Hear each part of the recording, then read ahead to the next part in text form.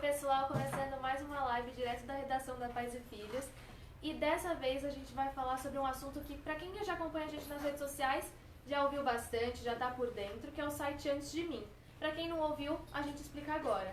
É um brechó online, onde as mães podem anunciar aquelas peças que ficaram pequenas pro filho. Então aquelas que ainda estão em bom estado, boas condições. Então pode vender online, fazer uma renda extra com essa peça.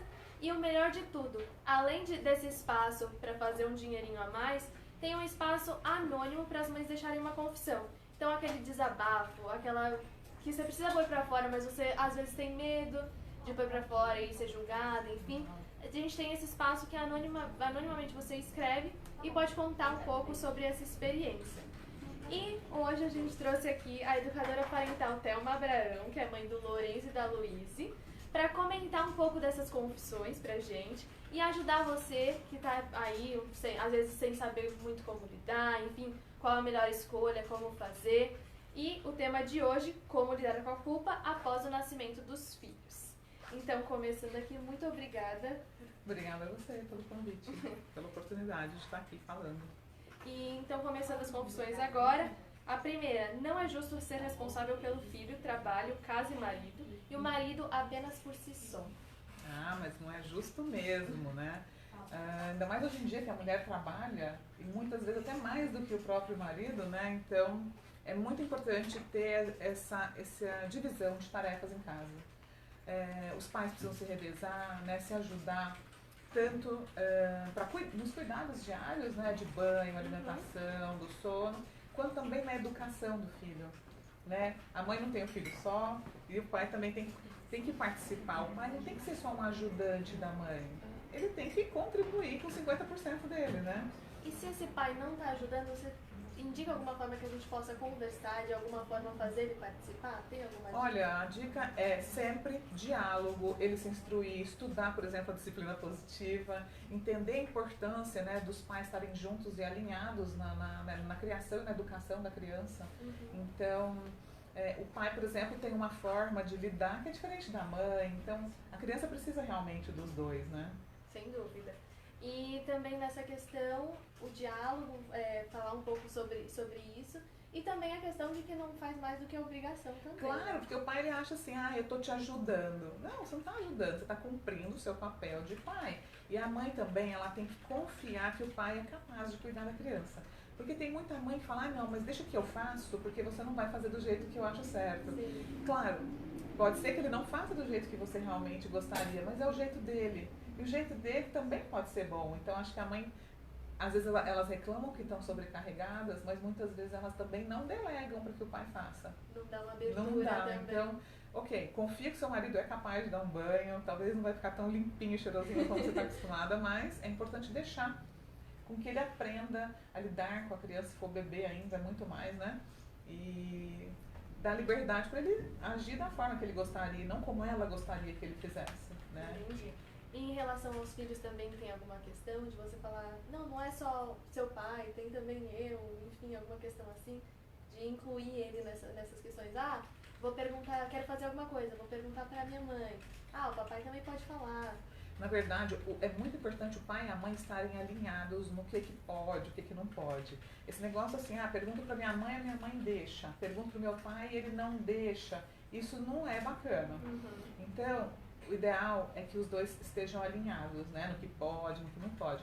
E se por acaso o pai falou que deixa e o filho depois vai falar com a mãe, o bom é a mãe deixar a opinião do pai valer.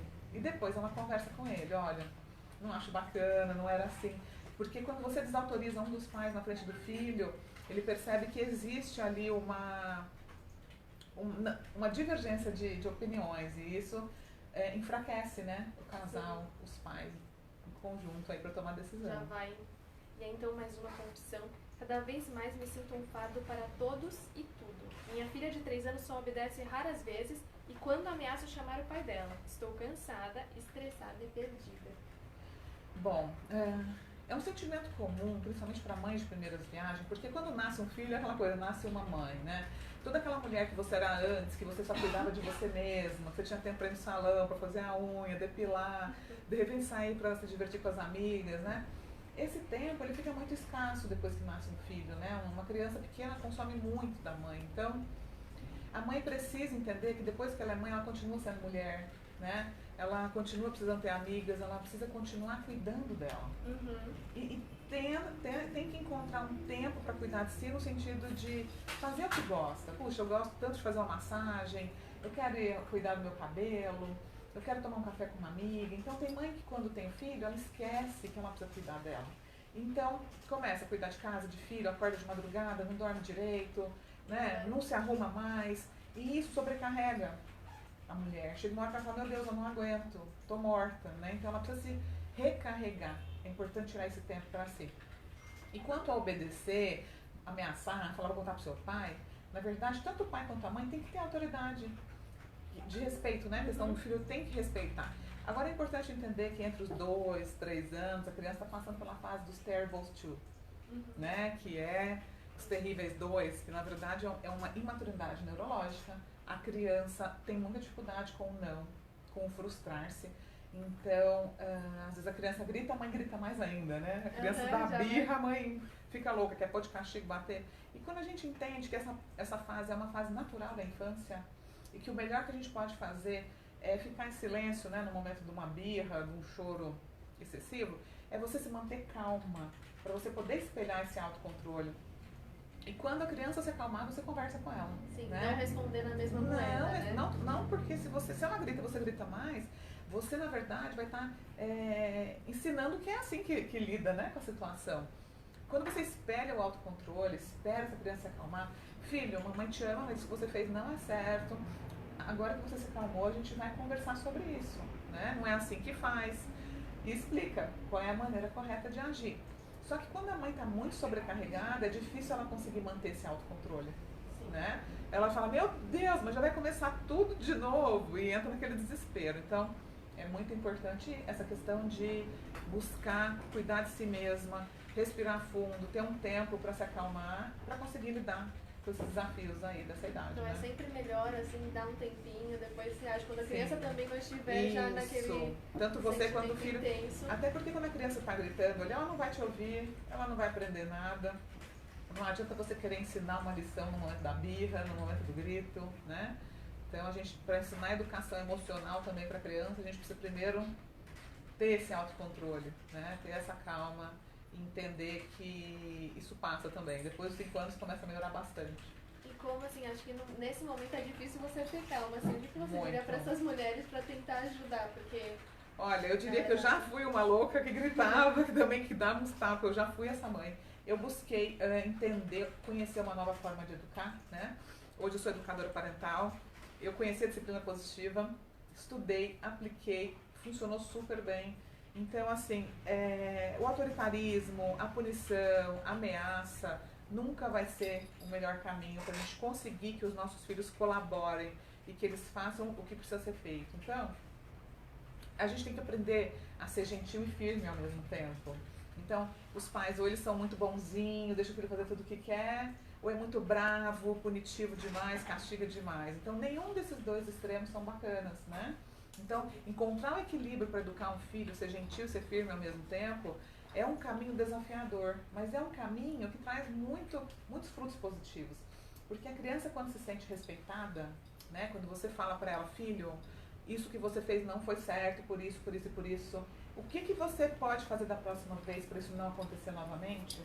Eu estou chamando a atenção dele de uma forma respeitosa, estou pedindo uma ideia de como é que ele pode se comportar melhor da próxima vez, né? Estou ensinando ele a se comprometer com o que ele deve fazer da próxima vez.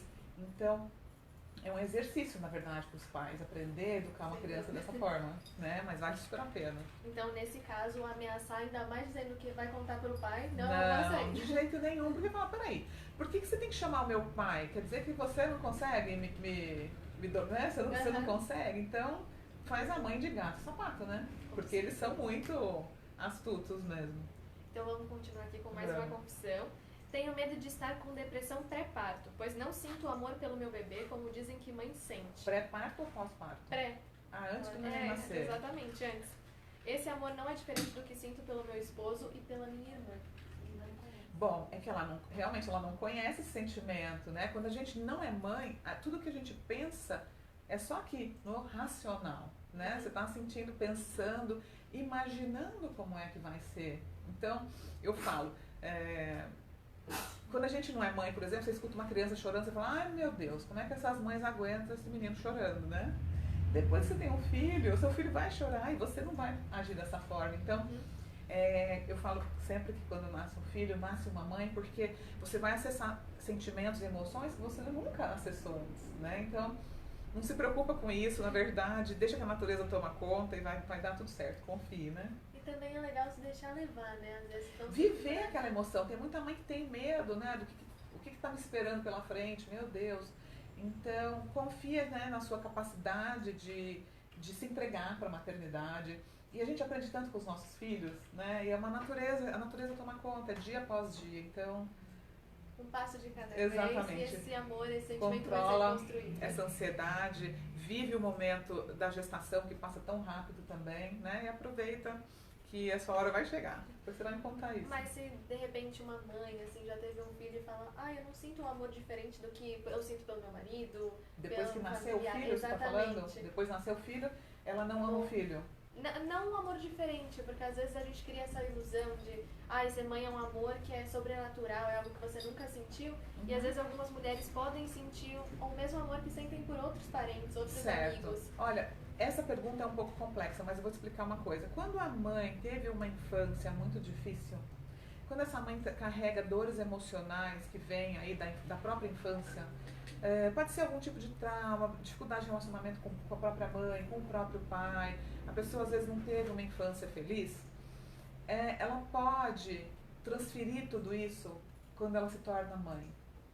Então ela olha para o filho com aquela lente da própria infância que ela teve e ela não consegue se conectar de uma forma positiva com essa relação de pai e mãe. Então, nesses casos, é muito importante a mãe buscar o autoconhecimento, olhar para essas feridas emocionais, para essas dores emocionais e entender por que ela sente aquilo. Porque, querendo ou não, quando a gente tem esse tipo de sentimento, isso se estende até as crianças e elas sentem e começam a reagir mal também. A mãe às vezes não entende por que o filho está agindo de uma determinada maneira, mas é aquele espelho, né? O que você está emitindo e refletindo.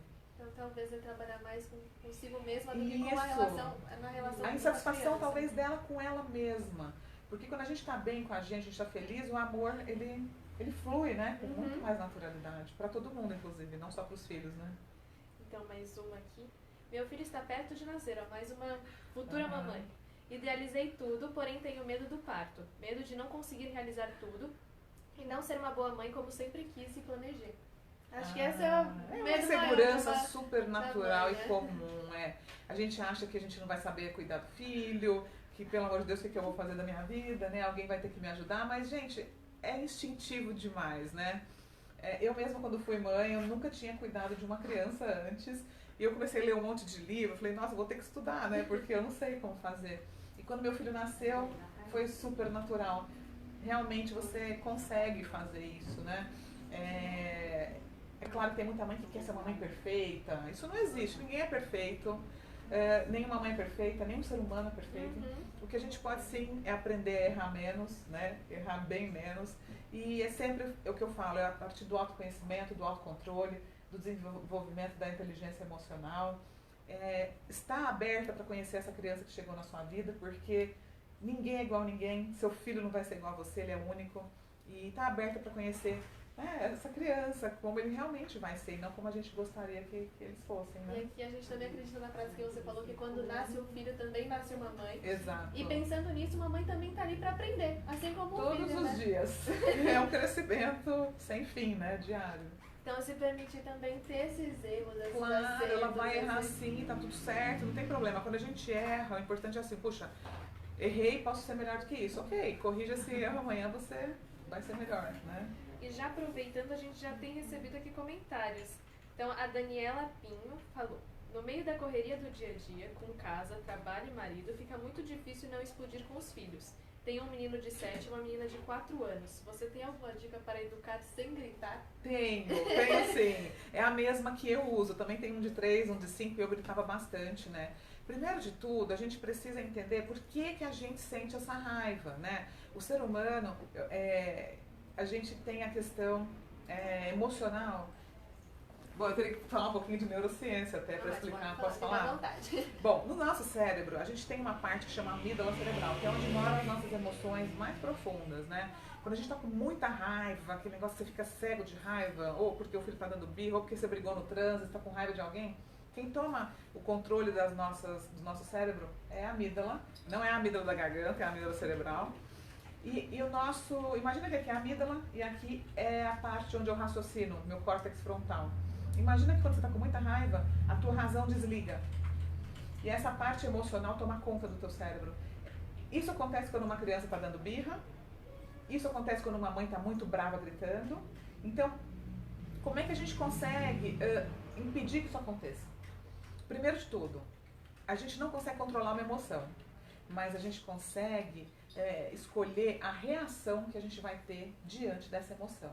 Então, se eu quero me tornar uma mãe mais calma, uma mãe que não quer gritar, primeiro eu preciso tomar consciência do que eu sinto. Peraí, eu já estou sentindo que eu estou prestes a explodir. Eu não quero fazer isso. Então eu preciso chamar a minha razão de volta. Como é que eu faço isso? Respirar, se esconder no armário, tirar um minuto ali de paz, de solidão. Vai no banheiro, respira. Não vou gritar, vou me manter calma, não vai adiantar gritar. Praticar exercícios, yoga, mindfulness, tudo isso ajuda a aumentar o autocontrole.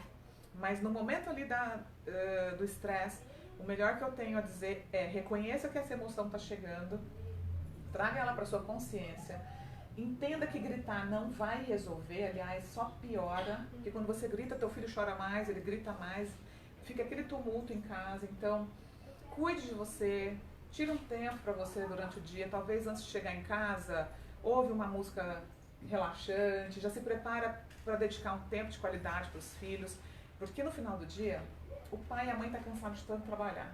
E o filho está desesperado por atenção, porque ficou o dia inteiro longe da mãe e do pai na escola. Então, não combina, né? O filho precisa da mãe e do pai e eles estão ali cansados. Então, a gente tem que se preparar para chegar em casa e conseguir dedicar um tempo de qualidade para as crianças.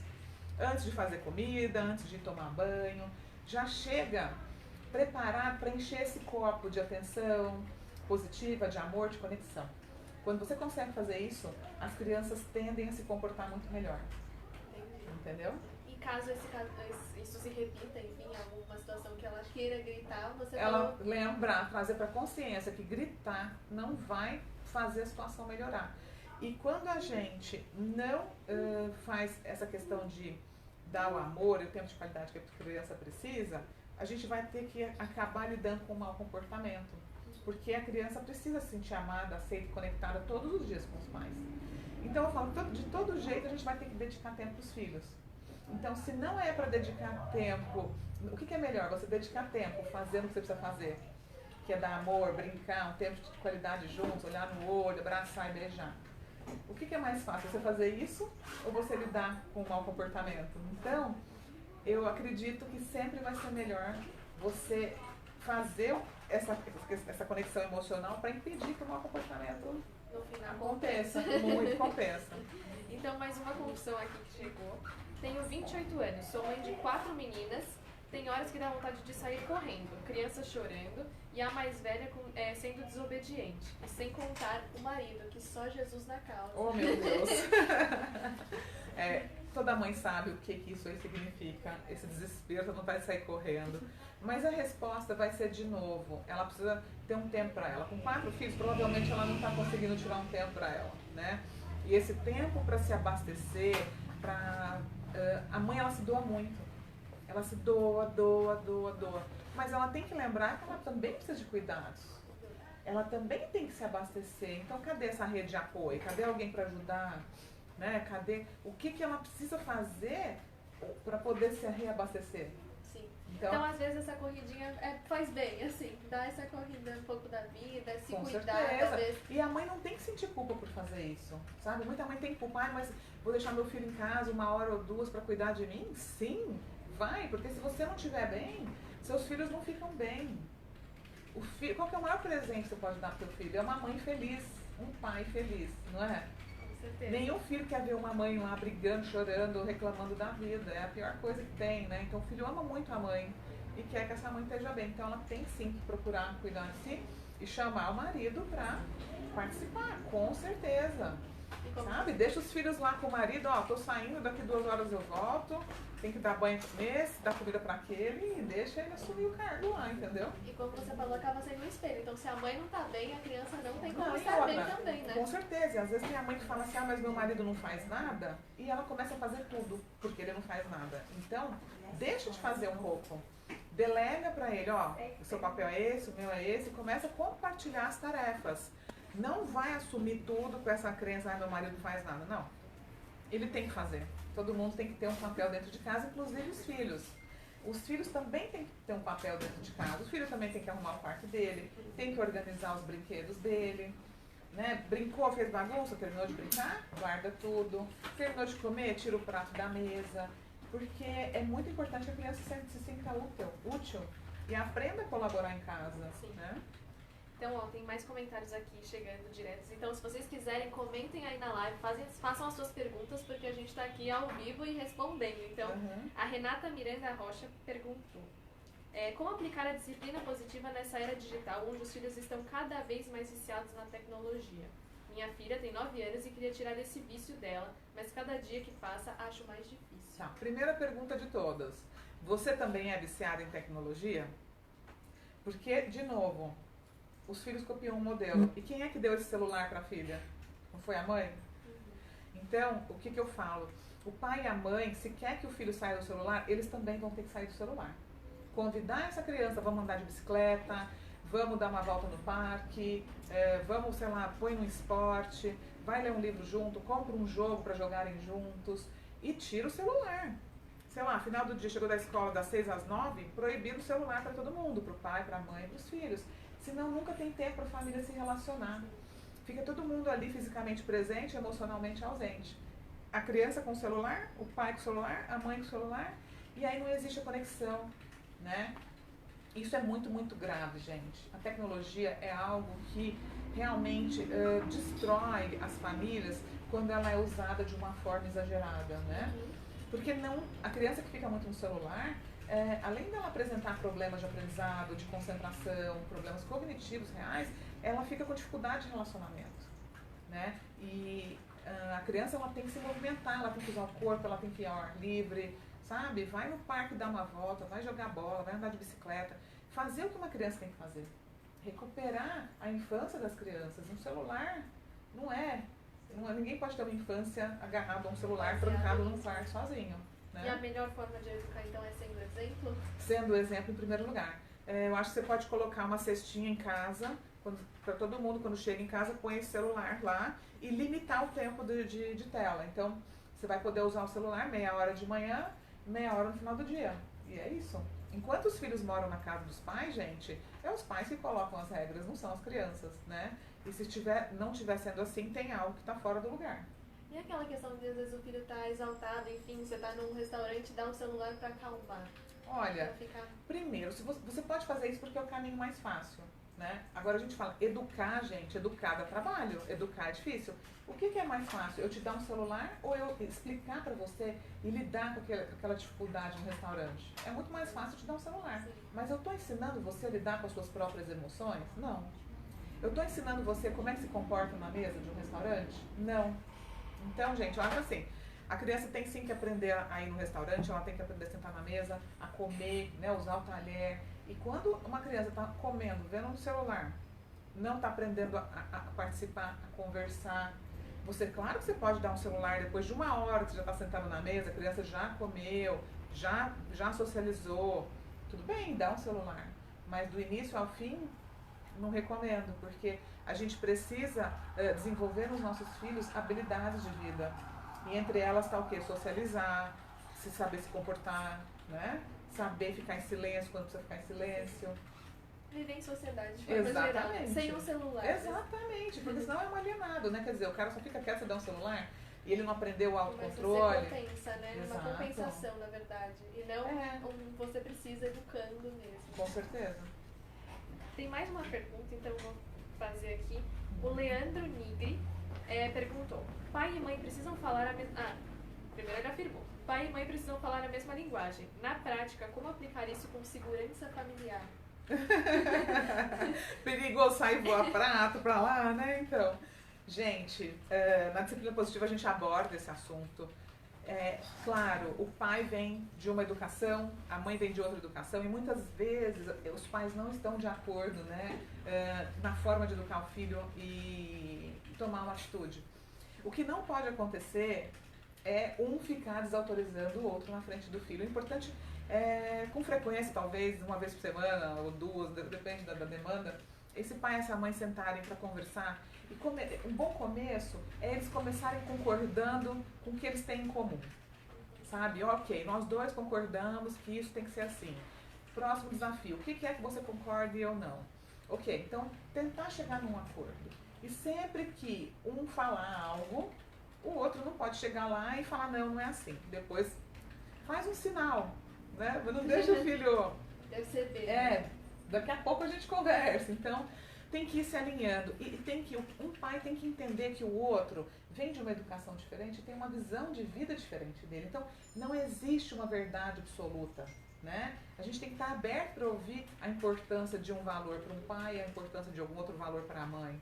Então, é um desafio enorme, mas é possível. E a disciplina positiva, por exemplo, que é a questão de educar com gentileza, respeito, firmeza, né, através do amor, da conexão, quando o pai e a mãe entendem a diferença que faz na educação do filho, os dois vão ter uma chance muito maior aí de se alinharem, porque não vai existir esse negócio, você é muito bonzinho e eu sou o malzinho da história, né? Geralmente tem isso. Um é o malzinho e o outro é boazinha. Não vai existir essa extremidade, vai existir um caminho do meio, onde os dois vão ser gentis, firmes, vão colocar limites, sim, vai ter regras, sim, mas de uma forma bem mais respeitosa. E é um pouco aquilo da outra confissão que a gente leu, né? Da mãe falar que vai ameaçar chamando o pai. Isso, né? não, essa mãe coordenada. Ela precisa conseguir, sim, controlar o filho. Não controlar, mas conseguir que esse filho colabore com ela sem ter que chamar alguém, né? Então, resumindo a resposta, não corrija na frente do filho Não. imediatamente, mas Não. depois vale uma conversa para O filho, alinhar. exato, sempre. O filho tem que entender assim, que o pai e a mãe são um só, é um time. Esse time é esse time que me guia. Não é assim, meu pai me guia e minha mãe deixa eu fazer o que eu quero. Não, tem que ser um conjunto, né? Estão chovendo respostas, então eu vou comentários, na verdade, então já vou responder. O Rafael Nores comentou ótimas dicas. Até uma parada nossa embaixadora comentou também que tá gostando da live. Ah, que legal, obrigada. A Graça Aparecida de Souza já falou que você é muito boa e te segue. Ah, que bacana. E, olha, a Tati Gomes perguntou se tem previsão para novas datas do workshop no Brasil. Já Bom, pode aproveitar. amanhã, eu tô aqui em São Paulo hoje, justamente porque eu vou dar um workshop aqui amanhã, no meio do feriado. Aliás, falei, gente, a próxima vez que eu vier pro Brasil, eu vou olhar todos os... Eu marquei muito antes e não vi que era no meio do feriado, então realmente foi uma pena e muita gente viajou. Mas amanhã, das 9 às 18, eu vou estar dando workshop Pais que Evoluem. Aliás, eu posso contar a surpresa aqui agora? Pode. Eu vou disponibilizar três ingressos para quem estiver participando da live agora. A gente vai escolher 3 pessoas para participarem amanhã. Não é? Exatamente. É uma, né?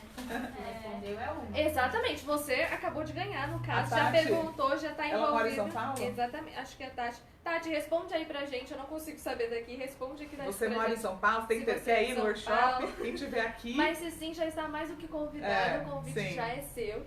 Vai ser o dia todo pra gente falar sobre a educação dos filhos, como que a gente faz para encorajar a criança a desenvolver a autoestima, o que está por trás do mau comportamento infantil e como lidar, né? E entender as diferenças da disciplina positiva e da educação tradicional. Vou ensinar várias ferramentas para os pais usarem com os filhos e vai ter muita dinâmica prática também para a pessoa sentir na pele, né? Como é que tudo isso acontece. Um pouquinho de tudo. Uhum. E então, aqui mais uma pergunta da Thelma, nossa embaixadora. Você faz alguma relação entre criança super protegida com sofrer bullying? Crianças super protegidas com sofrer bullying. Olha, na verdade, assim, a criança que é super protegida, ela tende a não confiar em si mesma. Ela fica com uma baixa autoestima e um senso de capacidade muito reduzido. Porque ela aprende assim, que sempre vai ter alguém para fazer por ela algo que ela poderia fazer só. Uma das premissas assim da disciplina positiva é: nunca faça pelo seu filho aquilo que ele pode fazer sozinho. Porque eu vou estar atrapalhando o desenvolvimento dessa criança. Então, às vezes tem um menino lá de 4 anos, né, que já pode tomar banho só e a mãe está dando banho nele ainda. Ele já pode escolher o tênis e a mãe está indo lá põe o tênis nele. Então, estimula sempre o seu filho a fazer sozinho o que ele já pode, porque isso desenvolve o senso de capacidade, isso fortalece a autoestima e é uma criança que vai saber, o bullying, por exemplo, não vai afetar tanto ela. A criança que tem uma baixa estima por ser super protegida, ela vai lidar muito pior com o bullying. O bullying é uma coisa que acontece, né? Não tem como você impedir isso, mas quando a criança tem uma baixa autoestima, realmente a chance dela sofrer com isso é muito maior. Entendi. Muito obrigada por Obrigada a ter você. vindo aqui falando um pouquinho com a gente. E agora, então, a gente vai falar das vencedoras.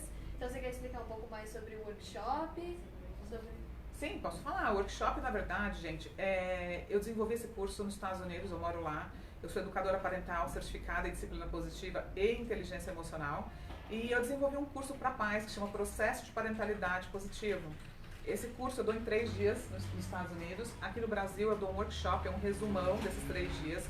E que traz muita transformação para os pais. Primeiro porque a gente olha para os pais, né?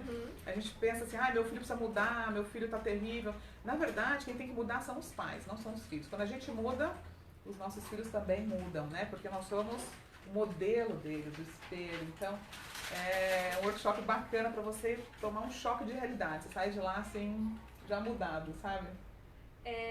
Então a gente aqui já vai falar das vencedoras.